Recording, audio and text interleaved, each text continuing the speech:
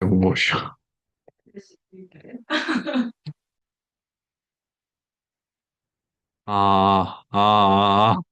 자, 소리 잘 들어가고. 그러면, 자, 이거 다들 녹강 나중에 보시겠죠? 다들 어디 계세요?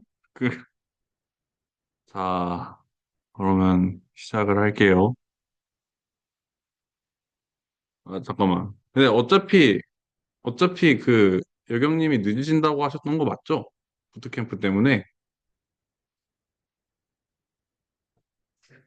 이 자식들 말이 다르네. 빠르게 좀 진행해봅시다. 아니, 무슨 8시도 시작한다 그래가지고, 천천히 하셔도 된다라고 해가지고. 내가 그냥 말해? 아, 그래요? 그런 거, 그런 사유는 말씀해 주셔도 되는데, 네. 저희가요, 오늘은 새로 뭔가를 배우는 건 아니고요. 지금까지 배웠던 것들을 이제 좀 쌓아볼 겁니다. 이제 지금 이재 교수님 딥러닝을 아직 안 들으시는구나. 아무도 없네. 어, 네. 그러면 진행을 해볼게요. 그래서 저희 첫 번째로 이제 저희는 MLP만 배웠으니까, 멀티레이어 퍼스트로만 배웠으니까, 이제 MLP 기준으로 이제 기본 구조랑 이제 세부 구조를 좀 볼 거고요. 그 세부 구조에서 이제 각각 지금까지 배웠던 이제 과정이 어떻게 진행되는지 보고, 그다음에 코드 구현 부분에서 제일 많이 쓰이는 프레임워크인 파이토치에 대해서 배우고, 그리고 실제로 파이토치로 어떻게 딥러닝 학습을 시키는지를 좀 보고 마무리를 할 겁니다. 바로 시작할게요. 저희가 지금까지 배웠던 것처럼 이제 멀티레이어 퍼셉트론의 기본 구조는 다음과 같습니다. 그래서 인풋 레이어와 히든 레이어, 아웃풋 레이어 이렇게 총 세 가지로 구성이 되어 있고 각 레이어는 이 동그라미 하나가 노드였죠. 그래서 노드로 구성이 되어 있고 그리고 그 각각의 뭐 각 레이어가 연결되어 있는 그러니까 노드와 노드는 이제 가중치로 연결이 되어 있었습니다. 그래서 연산을 할 때 X1이랑 X1이랑 Z1이랑 연결되어 있는 가중치가 있다고 하면 계산을 X1이랑 그 연결된 가중치랑 곱해서 Z1을 구하는 거였죠. 이런 식으로 이제 멀티레이어 퍼셉트론이 구성이 되어 있었습니다. 근데 이제 그거를 또 이제 좀 큰 범위에서 보면 그 데이터를 하나를 넣는 게 아니라 데이터는 원래 여러 개를 한 번에 넣는 거였죠. 그래서 저희가 인풋 레이어에다가 모든 데이터를 넣는 게 아니라 어떻게 그 모든 데이터를 넣으면 아무래도 주석을 달 수 있는 게 있네. 그래서 모든 데이터를 넣으면 이제 한 번에 깨지니 그 용량이 초과가 되니까 이거를 미니 배치 단위로 쪼개서 그걸 각각 미니 배치 사이즈의 데이터로 입력을 하는 게 이제 배치 사이즈 단위로 자른다는 얘기였죠. 그래서 가중치 업데이트를 진행을 할 때 이 미니 배치 단위로 이루어지는 것까지 저희가 배웠었습니다.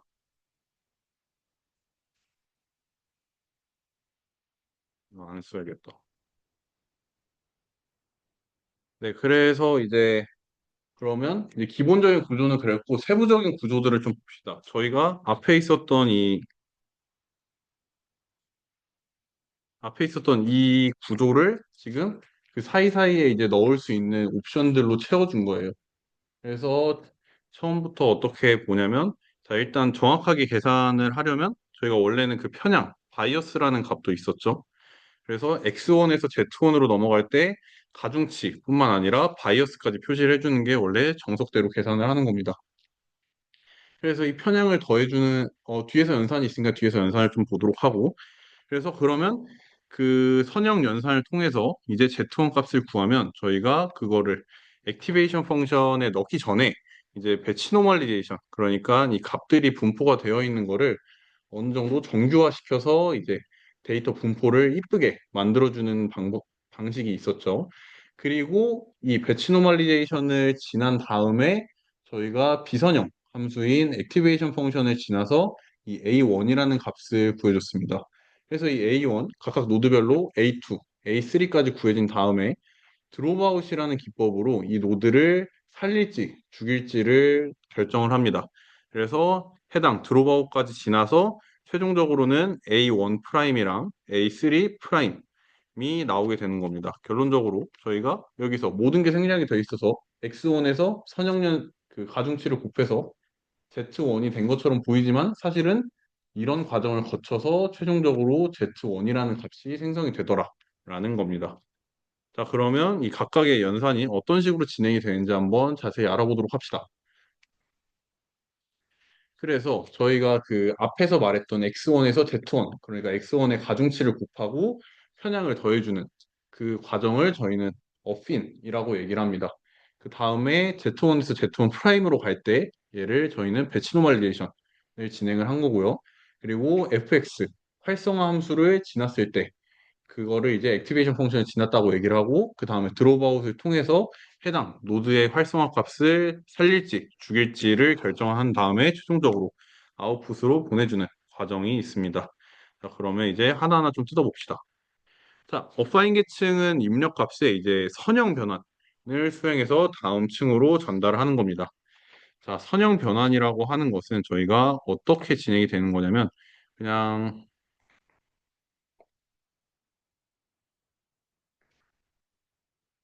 이렇게 어떤 값을 이제 Z1으로 넘겨줘야 되는 값을 구할 때 그 저희가 입력 값이 X1이었죠.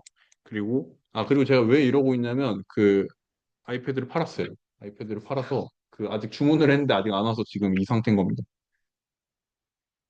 이런 네모에다 빈칸 채우는 형식으로 수업하는 걸 좋아해가지고 이렇게 만들어 놨는데 수업이 이렇게 밀릴 줄 몰랐죠. 어쨌든 그래서 이제 답은 제가 잘 못 쓸 거니까 그 나중에 공유를 하도록 하겠습니다. 그래서 X1 입력값이 들어왔을 때 이제 W1 그 해당 노드와 노드를 연결하는 가중치를 곱해주고 거기다가 공통적으로 있는 편향을 더해주게 되면 이제 Z1 선형 변환이 진행이 되는 겁니다.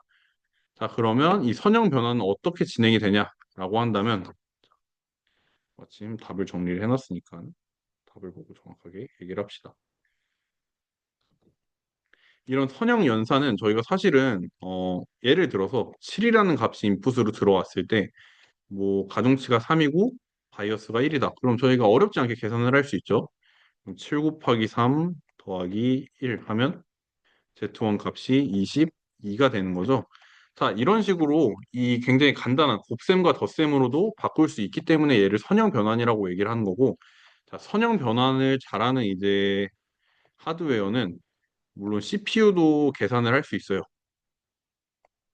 근데 이제 이런 거는 GPU로 계산을 하곤 합니다. 그 이유는 저희가 그 앞에서 배웠던 것처럼 이 딥러닝이라는 것 자체가 사실 복잡한 연산을 하는 게 아니에요. 복잡한 연산을 하는 게 아니라 이제 그 단순한 이런 선형 변환 같은 이제 곱하기와 덧셈을 엄청나게 많이 진행을 하는 거기 때문에 연산을 하는 난이도가 어렵지 않은 것을 사용을 해도 됩니다. 그래서 GPU를 사용하는 건데 왜 굳이 GPU냐? CPU도 곱셈과 덧셈 정도는 할 수 있습니다. 그리고 훨씬 더 어려운 문제도 풀 수 있는데 CPU는 이제 직렬 처리를 대부분 합니다. 그래서 한 번에 연산을 할 수가 없어요. 예를 들어서 100개를 이제 연산을 해야 되는데 뭐 덧셈 100개를 한다고 해봅시다. 그럼 CPU는 1번 계산하고 2번 계산하고 3번 계산하고 이렇게 한다면 GPU는 1번부터 100번을 그냥 틀에다 짜놓고 한 번에 계산하는 느낌입니다. 그래서 GPU가 훨씬 속도가 빠르다라는 것을 알 수가 있습니다. 이것은 저희가 다음 시간부터 배울 CV 이미지 처리 부분이나 아니면 LLM 그 언어 처리 부분에서도 똑같습니다. GPU가 CPU로 연산을 하는 경우는 거의 없습니다. 그래서 여기 들어갈 말은 이제 GPU 병렬 선형 연산이 가능하다라는 얘기를 하고 싶었습니다. 그래서 이렇게 선형 연산을 할 때 GPU가 가장 큰 역할을 한다라는 것을 알고 계시면 될 것 같습니다.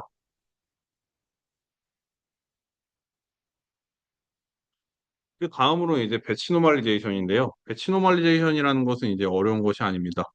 어, 이제 배치 노멀리제이션이라는 것은 배치, 저희가 배치라는 단어를 처음 쓴 게 미니 배치 사이즈죠. 그래서 입력으로 들어온 배치 사이즈 크기의 데이터에서 정규화를 시키는 것을 저희가 배치 노멀리제이션이라고 하는 겁니다. 그래서 미니 배치 단위로 정규화를 시킨 다음에 정규화라고 하는 거는 그냥 이제 그 데이터에 어떤 값이 있을 거 아니에요. 그럼 분포를 이제 평균을 0, 분산을 1로 맞춰주는 것을 저희가 정규화라고 하죠. 그 다음에 이런 식으로 정규화를 한 다음에 학습 가능한 스케일이랑 파라미터를 적용을 하게 됩니다.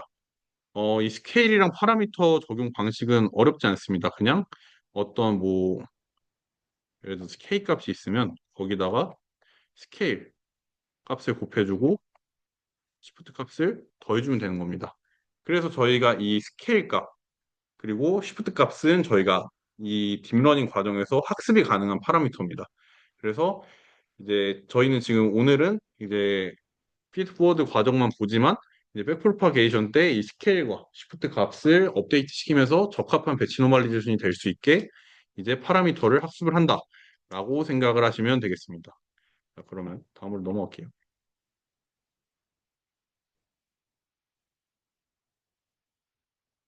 자, 그리고 이제 다음으로는 이제 액티베이션 펑션입니다. 액티베이션 펑션이라고 하는 것은 저희가 이걸 왜 하냐면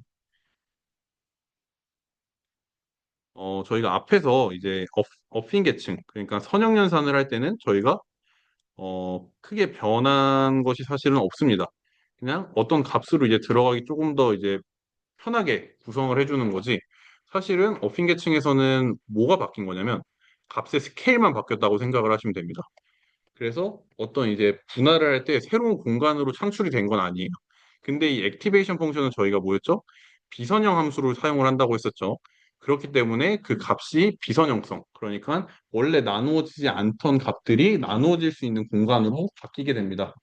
그래서 저희가 앞에서 어핀 계층 같은 단순한 선형 조합으로는 표현할 수 없는 복잡한 패턴을 학습하게 하는 이제 만드는 함수다라고 생각을 하시면 되겠습니다. 그래서 저희가 앞에서 배웠던 것처럼 인풋과 히든 레이어, 그러니까 그 아웃풋 전까지의 이제 학습을 할 때는 어, 렐로 함수나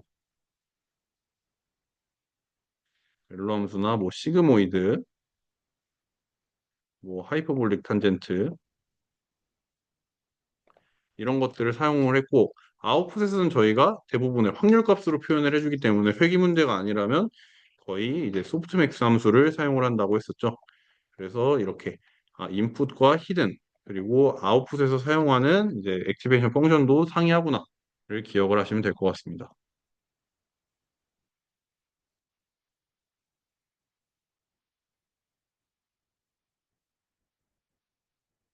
그 다음으로 이제 드롭아웃인데요. 드롭아웃은 이제 어떤 거였죠? 이제 학습 시 무작위로 일부 노드를 비활성화시키는 방식이었죠. 그래서 특정 노드나 패턴에 과도하게 의존하는 것을 방지를 하고 오버피팅을 줄이는 정교화 기법이다라고 기억을 하시면 되겠습니다. 자, 그럼 이제 활성화 노드에는 이제 자, 이게 당연한 거지만 비활성화 노드에는 이제 값을 이제 그 지금 앞에서 어쨌든 앞에서 계속 지나서 드롭아웃까지 온 거잖아요. 여기 밑에 있었구나. 이렇게 여기서 이제 어파인 계층 지나고 배치 노멀리제이션 지나고 액티베이션 펑션 지나고 그 다음에 드롭아웃이 나오는 건데 이 부분에서 만약에 확률적으로 이제 확률값 P로 이제 연산을 하는데 P에 대한 확률로 얘를 끌지 켤지를 결정을 하는 겁니다.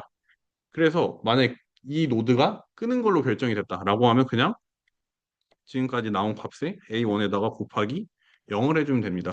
그러면 이 A1 프라임은 0이 되겠죠. 그러면 자연스럽게 전파되는 값이 없게 됩니다. 자, 근데 활성화 노드는 사실은 그냥 가만히 냅두면 될 것 같지만 그렇지가 않습니다. 저희가 예를 들어서 이게 어핀 계층을 생각을 해보면 어쨌든 그 값의 스케일이 맞아야 되는데 예를 들어 저희가 이 드롭아웃의 방식이 두 개가 있는데요. 이제 트레인일 때와 이벨루에이션, 평가할 때 이제 다릅니다. 트레인을 할 때는 이제 그냥 끄거나 켜거나 이런 식으로 되는데 모델점 이벨루에이션이라는 것을 이제 설정을 하게 되면 이제 노드를 끄지 않게 됩니다. 그러니까 드롭아웃이 삭제가 되게 됩니다. 그래서 이 값이 최종적으로는 예를 들어서 마지막 이 아웃풋 온에 들어갈 노드가 지금까지 뭐 드롭아웃을 한 0.5로 잡아서 한 절반만 계속 들어갔다고 생각을 해보세요.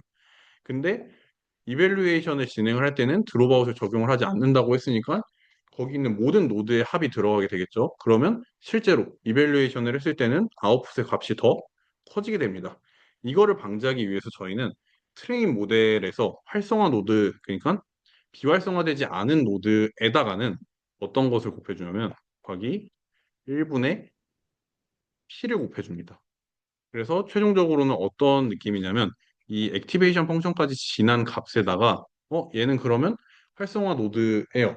비활성화 노드가 아닙니다. 끄지 않아도 돼요. 그러면 거기다가 뭐 예를 들어서 뭐 0.5분 그 P가 0.5였다. 절반 확률로 이제 꺼졌다라고 하면 활성화 노드에다가는 0.5분의 1을 곱해주게 되는 겁니다. 그럼 0.5분의 1은 값을 생각해보면 2죠. 그래서 예를 들어 간단하게 생각을 해보면 저희가 어, 히든에서 아웃코스로 넘어가는데 여기 있는 히든의 노드의 개수가 100개고 아웃의 노드가 하나라고 생각을 해봅시다. 자, 그러면 이제 트레인 개념에서는 그리고 드롭아웃 비율은 P는 0.5로 잡았습니다. 자, 그렇게 봤을 때 그러면 노드가 100개가 있겠죠. 그러면 노드가 확률적으로 0.5, 그러니까 50% 확률로 꺼지거나 켜지게 됩니다. 그럼 저희가 간단하게 생각해 보면 이론상 100개 중에 0.5니까 절반이 꺼지게 되겠죠. 그럼 최종적으로 아웃에 들어가는 것은 확률상 50개의 노드가 됩니다. 자, 근데 저희가 이벨루에이션을 진행을 할 때는 이제 이 드롭아웃으로 꺼진 노드가 없다고 했었죠. 그럼 총 100개의 노드가 모두 아웃으로 들어가게 됩니다. 자, 그럼 이 과정에서 얘는 그러면 각 값마다 뭐 한 1 정도의 값이 있다고 해봅시다. 그럼 여기는 100으로 들어가죠. 근데 저희는 드롭아웃을 적용했을 때 50개니까 하나당 1이라고 하면 50의 값이 들어갑니다. 자, 그래서 이 값을 맞춰주기 위해서 트레인 과정에서는 활성화되는 노드에다가 P분의 1을 곱해주면 얼추 이제 아웃풋으로 들어가는 값의 스케일이 맞게 된다. 라는 이론으로 P분의 1을 곱해준다. 라고 생각을 하시면 됩니다. 자, 이거를 들으면서 아마도 이걸 만약에 최진아님이 듣고 계신다면 뭔가 의아하실 거예요. 왜냐하면 저희가 최진아님이랑 인공지능을 같이 듣는데요. 설명을 다르게 하셨어요. 그래서 예전에는 어떻게 진행을 했었냐면, 지금은 현재 이제 파이토치 버전 2 부분에서는 이런 식으로 이제 스케일 값을 조정을 하는데, 예전에는 그냥 그, 지금은 저희가 트레인에서의 이제 비율을 조정하고 있는 거잖아요. 근데 예전에는 그냥 여기다 안 곱해서 그냥 습을 할 때는 50개 정도 먹는다고 생각을 하고, 여기 최종 이밸류에이션에다가 곱하기 P를 해줬었어요. 그래도 100개에서 0.5로 곱해주면 50개로 이번에도 스케일이 맞죠. 이런 식으로 학습을 했었습니다. 그래서 근데 지금은 파이토치 버전 2에서는 앞에서 설명했던 것 같이 P분의 1을 트레인 과정에서 곱해줘서 맞춰준다. 왜냐면 이 예전 파이토치 버전 1 방식의 문제가 이제 그 스케일이 맞아도 그 학습 과정에서의 불안정성이 커집니다. 이거를 알려면 이제 비선정성을 공부를 하다 보면 나오게 됩니다. 어쨌든 그게 중요한 것은 아니고 지금은 트레인 과정에서 스케일을 맞춰주고 있다라는 것만 기억을 하시면 될 것 같아요. 그래서 활성화 노드에서는 P분의 1을 곱해줘서 스케일 값을 맞춰준다라는 겁니다. 자, 그러면 이제 저희가 쭉쭉 다 넘어와서 이제 아웃풋까지 구해진 겁니다. 그럼 저희는 이제 어떤 어떤 프레임워크로 이제 그냥 어떤 모듈로 이제 이 딥러닝을 구현할 수 있다라는 것을 좀 공부를 해봅시다. 그래서 파이토치라는 거는 이제 메타에서 개발한 딥러닝 프레임워크입니다. 메타는 저희가 아는 그 인스타그램이랑 페이스북 회사입니다. 그래서 이 동적 계산 그래프 저희가 3차시 백프로파게이션 때 배웠던 계산 그래프를 이제 바꿔가면서 할 수 있는, 즉 동적 계산 그래프 기반으로 코드 실행 시점에서 그래프를 생성할 수 있는 프레임워크입니다. 그래서 말은 어려운데 그냥 간단하게 말하면 그냥 레고처럼 이렇게 계산 그래프를 딥러닝 형식에서 쌓아서 사용할 수 있다라는 겁니다. 그래서 파이토치를 사용하는 이유가 일단 파이썬이랑 동일한 실행 순서를 가지고 있어서 코드가 굉장히 직관적입니다. 그냥 위에서부터 뒤에 코드 내용이 있는데 그냥 위에서부터 읽으면 어떤 식으로 코드 모델을 구성했는지를 알 수가 있어요. 그리고 모델 설계도 유연합니다. 왜냐하면 파이썬과 동일한 실행 순서이기 때문에 그 과정에서 if나 for문 같은 것을 그냥 편하게 사용을 할 수가 있죠. 그리고 마지막으로 대부분의 최신 논문 코드가 파이토치 기반이어서 추후 연구를 할 때도 훨씬 더 편하게 볼 수가 있습니다. 그래서 이제 파이토치의 주요 구성 요소인데요.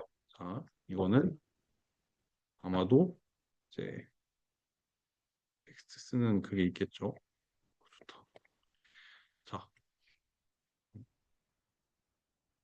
텐서 같은 경우에는 이제 저희가 뒤에도 이미지를 만들어 놨지만 다차원 배열이랑 저희가 앞에서 업팅 계층을 할 때 처음에 했던 것처럼 GPU 병렬 연산이 가능하게 해주는 이제 행렬이라고 생각을 하시면 됩니다. 그래서 텐서는 다차원 배열 GPU 연산 지원을 해주고요. 그리고 오토 그래드는 저희가 그레디언트, 그러니까 미분값을 저희가 편하게 구할 수 있는 모듈입니다. 그래서 얘는 자동 미분 시스템이다라는 것을 알 수가 있고요. 그리고 NN 점 모듈은 저희가 신경망을 구성하는 기본 단위. 그러니까 뭐 예를 들어서 히든 레이어나 아니면 모델 같은 것을 정의를 할 때 N은 점 모듈을 사용을 하게 됩니다. 자, 옵티마이저는 말 그대로 저희가 최적 함수입니다.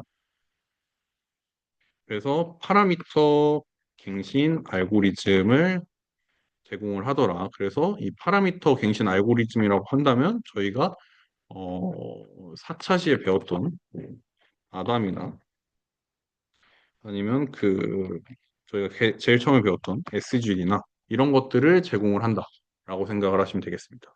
그리고 마지막으로 데이터 로더는요. 저희가 원래는 그 머신러닝이나 그런 거 할 때는 CSV 파일을 직접 받아서 했었잖아요. 근데 파이토치에서는 저희 기본적으로 사용하는 데이터셋을 계속 제공을 해줍니다. 타이타닉 데이터셋을 불러오는 그런 느낌이라고 보시면 돼요. 그래서 얘는 이제 어떤 식으로 데이터를 불러올 수 있냐면 데이터 배치. 그러니까 배치 사이즈를 설정하거나 이제 그 데이터를 섞거나 아니면 병렬 로딩. 그러니까 얘도 GPU를 사용을 하는 건데 데이터를 한 번에 내려받기가 힘드니까 그 한 번에 내려받는 것을 이렇게 데이터를 쪼갠 다음에 그걸 병렬로 한 번에 받는 거를 제공을 해줍니다. 그래서 이렇게 기억을 하시면 되겠습니다.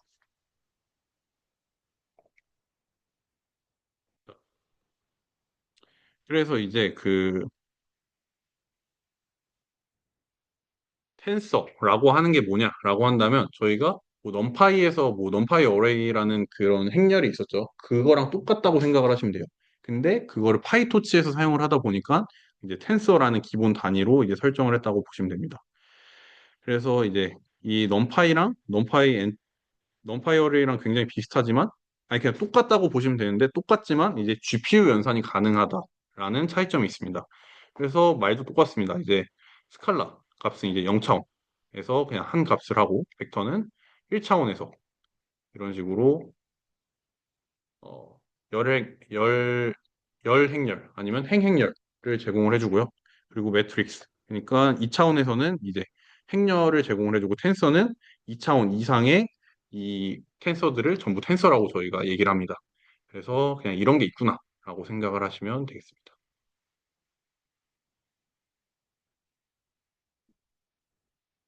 그리고 저희가 이제 이게 아마 1차 시 때 내용이 살짝 있었을 건데 이 디바이스라는 게 있습니다. 저희가 아까부터 계속 말씀드렸던 것처럼 이제 파이토치 기본 단위가 텐서고 그거를 이제 GPU에서 연산을 하려면 어느 디바이스라는 거에 올려야 됩니다. 디바이스라고 하는 것은 저희가 컴퓨터에 내장되어 있는 CPU나 GPU를 얘기를 합니다.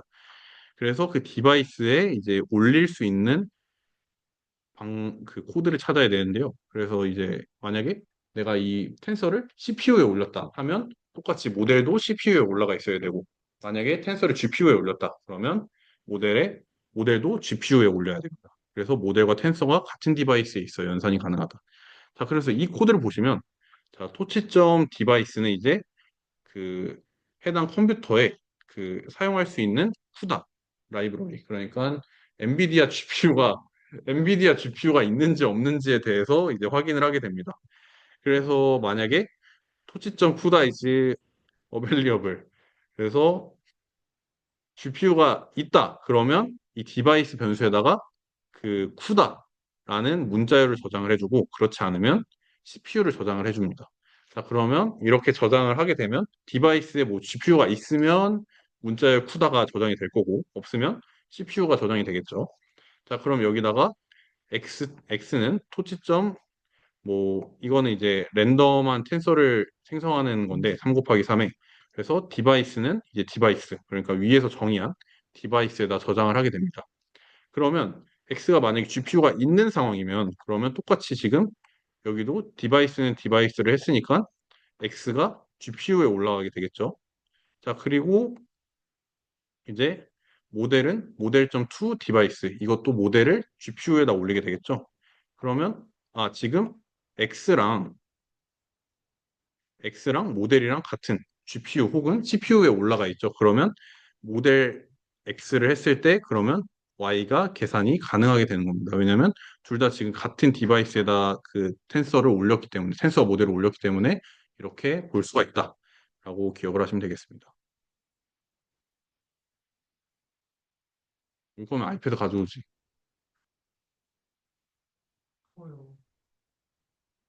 오케이. 예.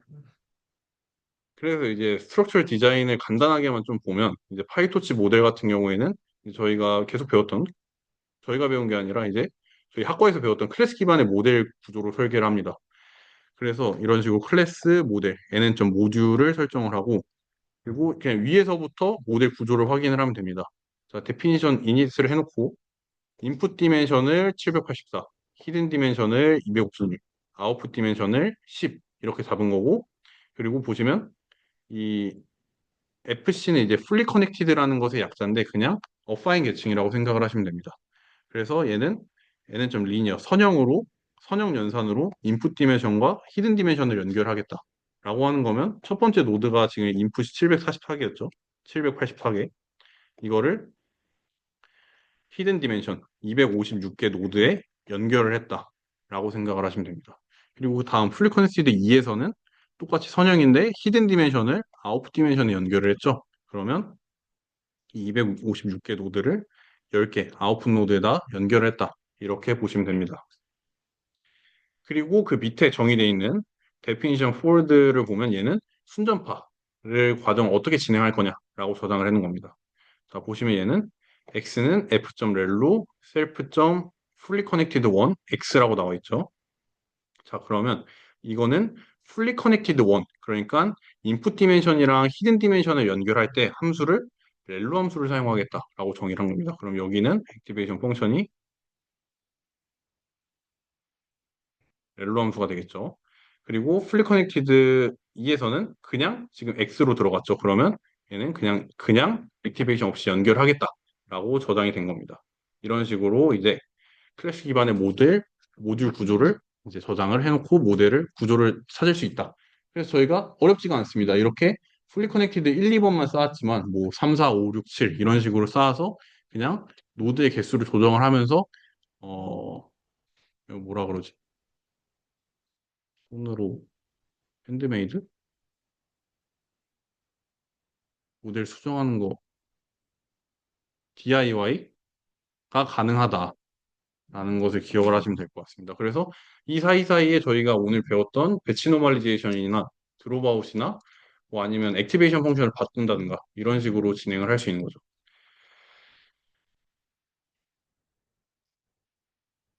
자, 그래서 이 스트럭처럴 디자인 과정에서 이제 또 어떤 것들이 있나 좀 보면 일단 앞에 있었던 이닛 같은 경우에는 이제 그냥 저희가 똑같습니다. 그 저희가 배웠던 클래스 기반에서 이닛이랑 똑같아요. 그래서 모델의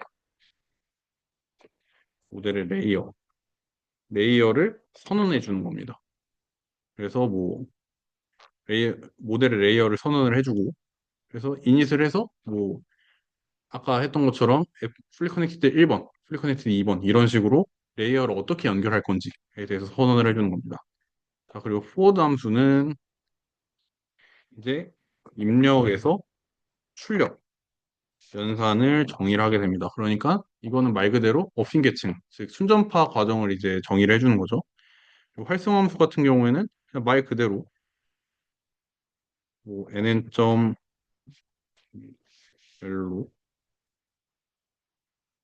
뭐 nn.렐로의 변형인 뭐 갤로 이런 게 있겠죠.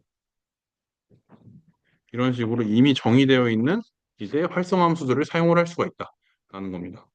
자, 모듈 재사용 같은 경우에는 뭐냐면 저희가 이 프레임워크가 좋은 이유가 딱히 모델을 한번 정의를 해놓으면 다시 그걸 또 정의를 할 필요가 없습니다. 그래서 뭐 예를 들어서 액티베이션 펑션 저희가 지금까지 했던 게 어, 어핑 계층을 지나서 배치 노멀리제이션을 하고 그리고 액티베이션 펑션을 지나고 그 다음에 드롭아웃을 적용을 해서 최종 다음 노드로 보낸다. 이 과정을 원래 다른 파이썬 모듈에서는 이제 다 한 번씩 계속 구성을 해야 되지만 저희가 이 파이토치 안에서는 모듈 재사용이 가능하기 때문에 뭐 nn.시퀀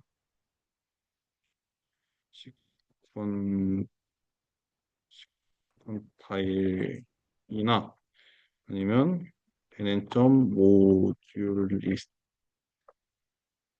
리스트 이런 이제 그 함수들을 사용을 해서 원래 이미 정의를 해놓은 모듈들을 다시 재사용을 할 수 있다라는 장점도 있습니다. 그럼 저희가 이론은 여기서 마무리를 하고 그 같이 올렸던 파일 중에 이제 실수 파일이 있을 겁니다. 그거를 이제 같이 봐주시면 될 것 같습니다. 네. 그래서 이제 구조를 좀 살펴보면 일단 MLP가 뭐냐고요? 아니 지금까지 배운 게 MLP잖아요. 멀티레이어 퍼셉트론 뭐가요? 그게 뭐죠? CNN이랑 뭐가 다른 CNN이랑 뭐가 다르냐고요? CNN 아직 안 배웠잖아요, 저희는. CNN은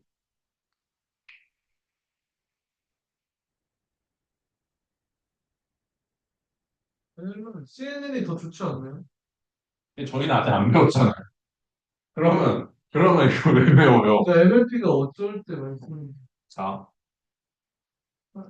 이거는 간단하게 어차피 다음 주부터 할 거니까 들어보시면 좋아요. 그러니까 저희가 크게 나눌 수 있는 게 세 가지 정도가 있습니다. 첫 번째는 MLP, 그리고 CNN, 그리고 RNN 있습니다. 자, 구조 같은 경우에는 일단 야호부터 설명을 하면 얘는 멀티레이어 스펙트론이었죠. 그리고 CNN 같은 경우에는 이제 컨볼루션 뉴럴 네트워크입니다. RNN은 리큐렌트 뉴럴 네트워크입니다. 자, 그러면 이제 이 각각 이름에 대해서 이제 생각을 해보면 되겠는데요. 사실 얘는 멀티레이어 스펙트론보다는 여기서는 DNN이라고 하는 게 맞습니다. 얘는 딥 뉴럴 네트워크 이렇게 표현이 되는데요. 자, DNN 같은 경우에는 저희가 뭐였죠? DNN이라는 것 자체가 그냥 MLP라고 생각을 합시다. MLP 뜻이 뭐예요? 멀티레이어 스펙트론이니까 멀티 여러 개 레이어 레이어 퍼센트론 그냥 말 그대로 여러 개의 레이어를 가지고 있는 퍼센트론이다 라고 생각을 하시면 돼요. 그래서 이거 같은 경우에는 데이터의 인풋 차원이 어떻게 될까요? 예를 들어서 저희가 지금까지 계속 봤었던 이런 형태를 본다고 해봅시다. 자, 그러면 대신에 여기가 784개라고 볼게요. 인풋 레이어가. 그러면 이거 뭐 하는 걸까요? 피처를 784개를 받는 겁니다. 데이터 하나당. 그러니까 열 하나당. 저희가 엑셀 데이터 있잖아요. 엑셀 데이터에 피처가 784개 만들어져 있다고 생각을 하시면 돼요. 그럼 각각 뭐 1번 데이터에 대해서 뭐 1번 피처부터 784번 피처까지 있겠죠. 그럼 그걸 보는 겁니다. 자, 그러면 여기서 질문. 784는 어디서 나왔을까요? 아웃풋은 10입니다. 뭐 곱하기 뭐 한 거 아닌가? 맞습니다. 5 곱하기 뭘 한 거 아니에요? 라는 것은 이제 선행이 되어 있다는 얘기죠. 한 28 곱하기 28 정도 될것 같아. 맞아요. 자, 제가 지금까지 오늘 예시를 들었던 784는 어디서 나온 거냐면요. 이제 저희가 실습을 할 엠니스 데이터에서 나온 거예요. 어, 엠니스 데이터가 뭐예요, 성철이요? 윈리스도 그림 그건가요? 아닙니다. 그건 사이퍼입니다. 엠리스트 데이터는 저희가 가장 딥러닝에서 기초가 되는 이미지 데이터인데요. 엠리스트 데이터는 0에서 9까지의 손글씨 데이터입니다. 숫자 맞추기. 네. 어떻게 생긴지 먼저 보고 합시다. 네. 자, 일단 설명을 하면 모듈 임포트를 하고요. 그리고 여기 보시면 런타임 유형 변경이 있어요. 그거 들어가셔서 T4 GPU로 바꿔주시면 됩니다.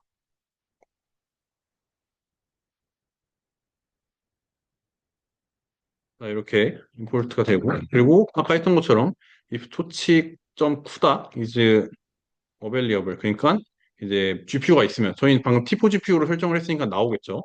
그러면 쿠다를 하고 그게 아니면 CPU를 저장해놔라. 그래서 이렇게 해보시면 이렇게 디바이스는 쿠다 이렇게 정의가 되게 됩니다. 자, 그럼 일단 데이터를 불러오기 전에 배치 사이즈랑 에포크 설정을 먼저 하이퍼 파라미터로 저장을 해놓고 엠리스트 데이터를 불러와 봅시다. 자, 이 데이터는 그냥 트레인 데이터셋이랑 테스트 데이터셋이 이미 모듈로 올라가 있는 상태예요. 모듈에. 타이타닉 데이터처럼. 그거를 이제 받아오기만 하면 됩니다. 그래서 변수들은 루트는 이제 그 모듈에 있는 점점 해놓고 데이터 엠리스트에 이미 들어가 있고요. 그리고 트레인 여부를 봅니다. 트레인 데이터를 가지고 올 건지 테스트 데이터를 가지고 올 건지. 그리고 다운로드 to로 트랜스폼은 이제 to tensor 그러니까 이미지 파일을 불러오고 나서 저희가 어쨌든 간에 연산을 해야 되잖아요. 그러면 그냥 어떤 이미지 형태로 있는 게 아니라 텐서 형태 그러니까 픽셀 형태로 있어야 됩니다. 숫자 값. 그래서 이제 0에서 1범위로 자동 정규화를 시켜줍니다. 이렇게 불러오면 배치 사이즈는 이제 위에서 설정한 32 그러니까 한 미니 배치당 32개의 데이터를 넣게 됩니다. 자 이렇게 되고요. 그럼 데이터를 확인해 봅시다. 그럼 이렇게 봤더니 엑스트레인에는 자 32, 1, 28, 28. 자 그럼 이 32, 1, 28, 28은 뭘까요?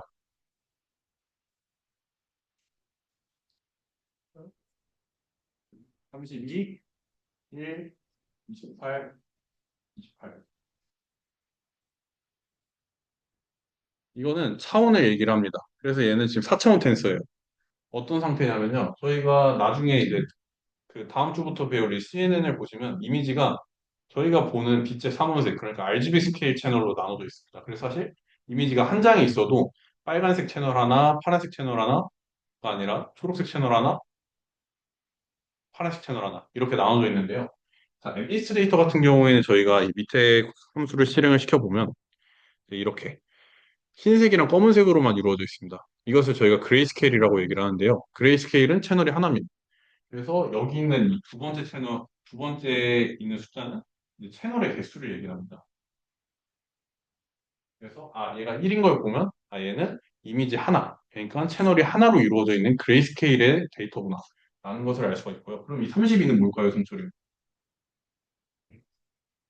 32는 아니, 근데 왜 1인데 하나인지 모르겠어. 1인데 왜 하나님 무슨 말이야? 하나가. 알지. 색깔이 세 개 아니야? 세 개죠. 색깔이 3개인데 엠리스 데이터 자체는 흑백 영상이기 때문에 그래서 채널이 하나입니다. 그 앞에 32는 뭐? 앞에 30이 뭘까요? 앞에 30은 배치 사이즈. 있어야지. 저희가 위에서 배치 사이즈를 32로 설정을 했었죠. 형, 컴퓨터가 없구나, 지금. 있어도 모를 것 같은데. 이거 외우면 돼요. 배치 사이즈 채널 순서대로 되고요. 그러면 28, 28은 뭘까요? 28.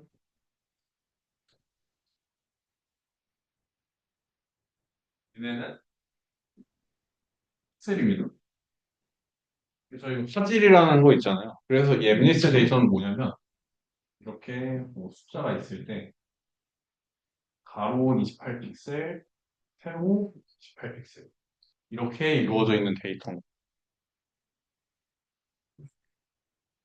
자, 그리고 그 밑에 있는 화이트 트레인하고 톨치 사이즈 32가 되어 있죠. 얘 같은 경우에는 뭐냐면 이 어쨌든 한 배치를 지금 저희가 보고 있는 거거든요. 그래서 한 배치에 지금 32개가 들어가 있다라는 걸 본 거고.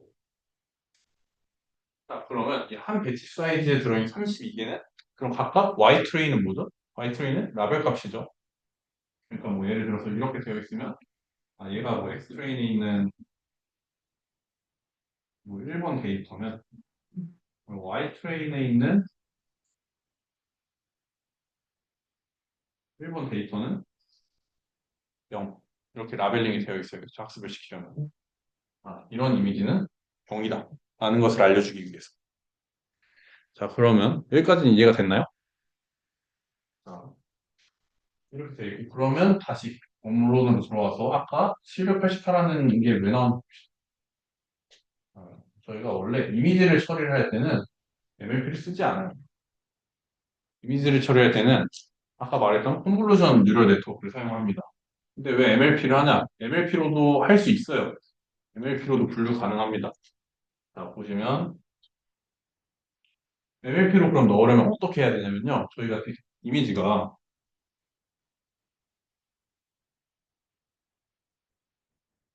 이렇게 있었죠? 그럼 저희는 이거를 플래튼이라는 걸 합니다. 쭉 펼칠 거예요. 그래서 자, 2 곱하기 2를 플래튼 시켜볼게요. 예를 들어서 이렇게 2 곱하기 2 데이터가 있다고 하면 이거를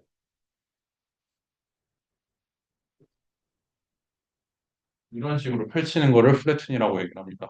자, 그럼 28 곱하기 28을 플래튼하면 자, 지금 2 곱하기 2를 플래튼했더니 지금 길이가 몇이 됐죠? 4가 됐죠?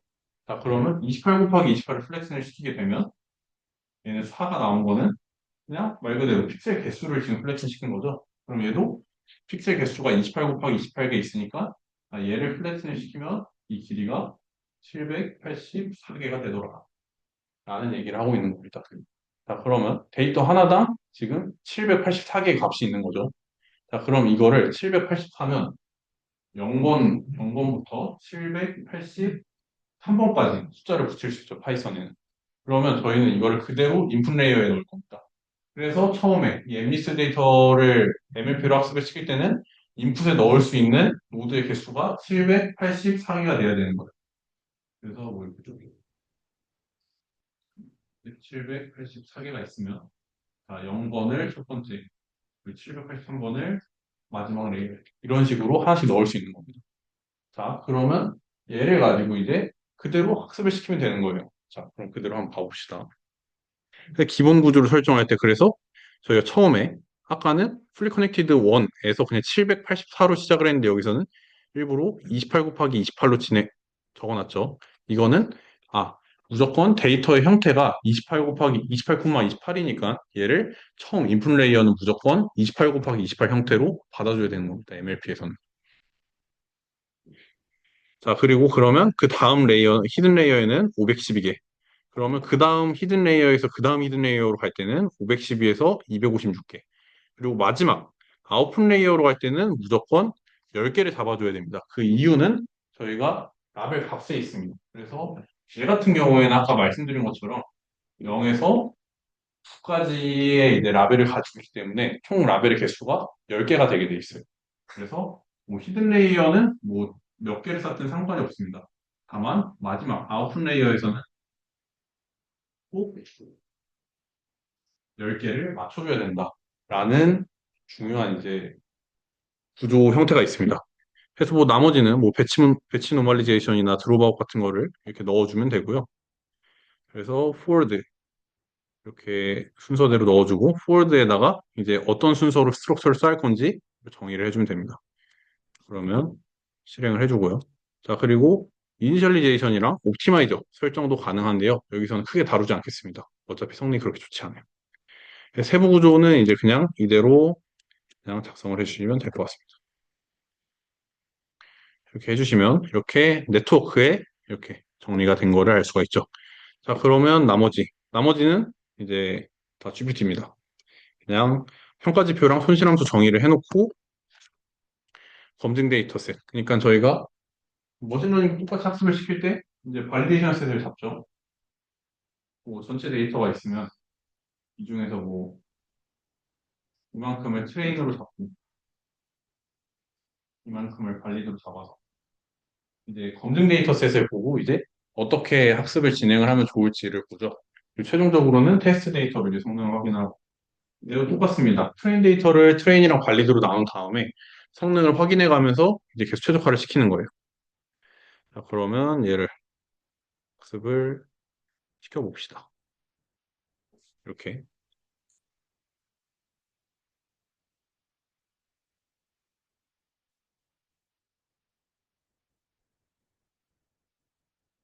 자, 이제 에포크 10까지 학습이 될 거고요. 자, 그러면 일단 이런 상태고요. 그러면 왜 저희가 이 MLP 구조도 사실 이렇게 744, 그 이미지 하나를 피처 784개로 나눠가지고 학습을 시킬 수 있는데 왜 굳이 MLP를 사용을 안 하고 CNN을 쓰는지 잠깐만 생각을 해보시죠. 자,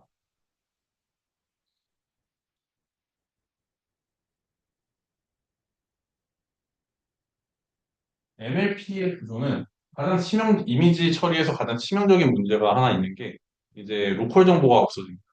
그러니까 예를 들어서 아,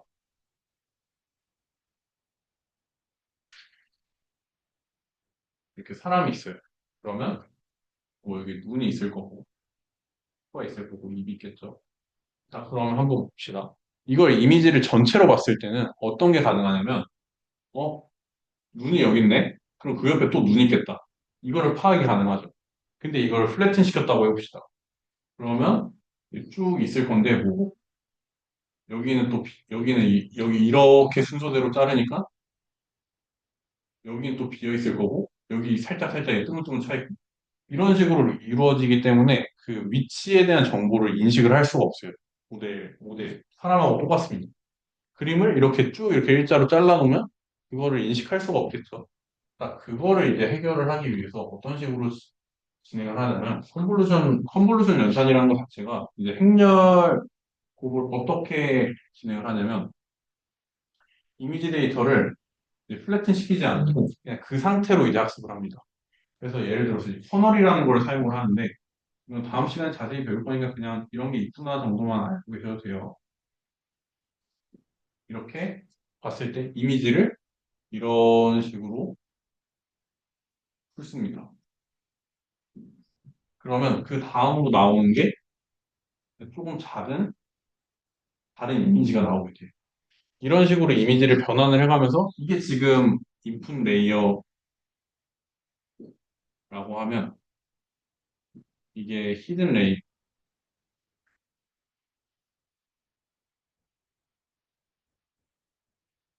히든 레이어로 지나온 겁니다. 그래서 인풋과 아웃풋에 대한 정보가 모두 이미지 형태로 저장이 되게 됩니다.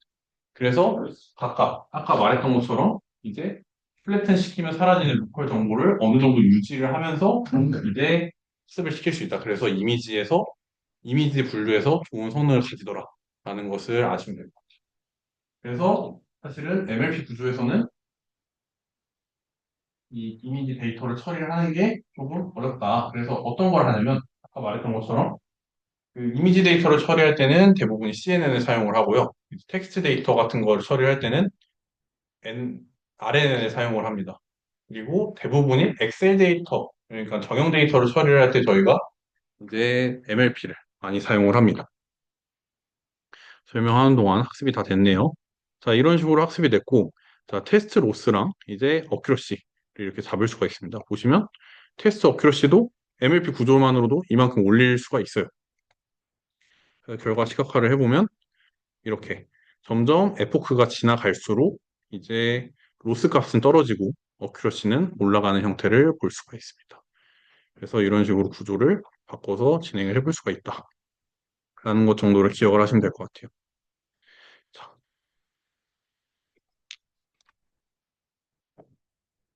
다 끄시고요. 이제 그래서 어느 정도 머신러닝이 아니라 딥러닝에 대한 기초적인 학습 방식은 다 이해를 하셨다고 보면 됩니다. 그래서 이제부터는 그 도메인들, 제가 첫 시간에 이제 도메인들 정하기를 했었잖아요. 그래서 그걸 기준으로 이제 그 도메인에 대한 기초만 배우고 바로 프로젝트 시작할 겁니다. 자, 그럼 오늘도 고생 많으셨습니다.